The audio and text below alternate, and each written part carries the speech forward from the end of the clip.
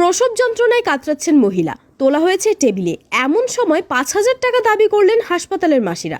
না দিলে প্রসব না করানো এবং চাঁচল বা মালদহে রেফার করে দেওয়ার হুমকি দেওয়া হলো অন্তঃসত্ত্বা ও তার পরিবারকে। এভাবেই রোজ মোটা টাকা আয় করছেন মাসিরা।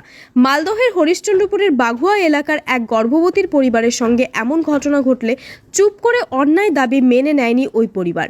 সাহসিকতার পরিচয় দিয়ে কালবিলম্ব না করে মাসিদের অরাজকতা নিয়ে অভিযোগ দায়ের করেছেন ব্লক স্বাস্থ্য আধিকারিকের কাছে। তারপরেই সরিয়ে দেওয়া হয়েছে দুই মাসিকে। এমনই অভিযোগকে কেন্দ্র করে শোরগোল পড়ে গিয়েছে হরিশ্চন্দ্রপুর গ্রামীণ হাসপাতালে। হরিশ্চন্দ্রপুর গ্রামীণ হাসপাতালের ভেতরে লেখা রয়েছে, প্রসব পরিষেবার জন্য কাউকে টাকা দেবেন না, কিন্তু টাকা ছাড়া লেবার রুমে কোনো কাজ হয় না। মাসিরা অবশ্য 4 থেকে 500 টাকা বকশিশ নেওয়ার কথা স্বীকার করেছেন।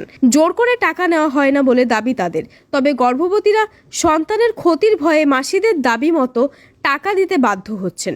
পুত্র সন্তান হলে মাসিদের দাবি বেড়ে যায় কয়েক গুণ। কিন্তু লেবার রুমের ঘটনা কি করে চিকিৎসকদের অজানা থাকছে তা নিয়ে প্রশ্ন তুলছে গর্ভবতীদের পরিবারের একাংশ। মালদা থেকে বিশ্বজিৎ মণ্ডলের রিপোর্ট।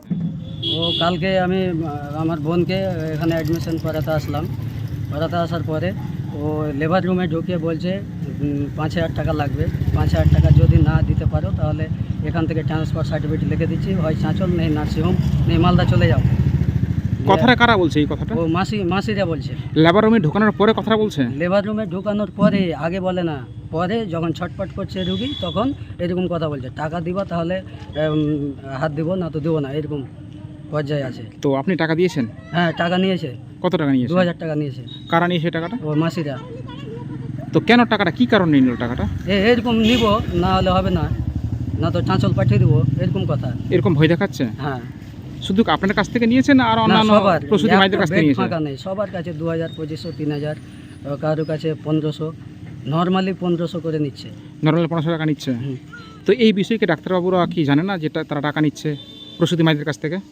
সেটা বলতে পারবো না সঠিক, কিন্তু আমি ডাক্তারবাবুকে বলতে গেলাম, ডাক্তারবাবু বলছে এরকম তো হতে পারে না, তো ঠিক আছে দেখছি ব্যাপারটা। পরে ডাক্তারবাবুরা বললো যে নিচ্ছে, আমরাকে অভিযোগ দেন, আমরা তখন দেখব। তো দাঁড়ান, হ্যাঁ বলছি, আপনি অভিযোগ করেছেন? হ্যাঁ, অভিযোগ করেছি। কোথায় অভিযোগ করলেন? ও হসপিটালে। বলছি আপনি কাকে নিয়ে এসেছিলেন? আমার বোনকে। বোনকে নিয়ে এসেছিলেন? কোন দিন ভর্তি করিয়েছিলেন? আগামীকালকে ভর্তি করেছি, সরি গতকালকে। গতকালে ভর্তি করেছিলেন? এখানে বাচ্চা হয়েছে? হ্যাঁ, হয়েছে। এখন কি অবস্থায় আছে আপনার বোন? এখন সুস্থ হয়ে আছে। নর্মালি হয়েছে? হ্যাঁ, নর্মালি হয়েছে, এবং টাকা না হলে কোনো চিকিৎসা ঠিকঠাক হবে না এরকম বলছে। আর জায়গাগুলো খুব কাছড়া, ঠিকঠাক নেই, কোনো ফিনাইল টিনাইল মারছে না, বন্ধ করছে, যাওয়া যাচ্ছে না, এরকম অবস্থা আর কি। কী নাম আপনার? আব্দুল মালিক। বাড়ি আপনার?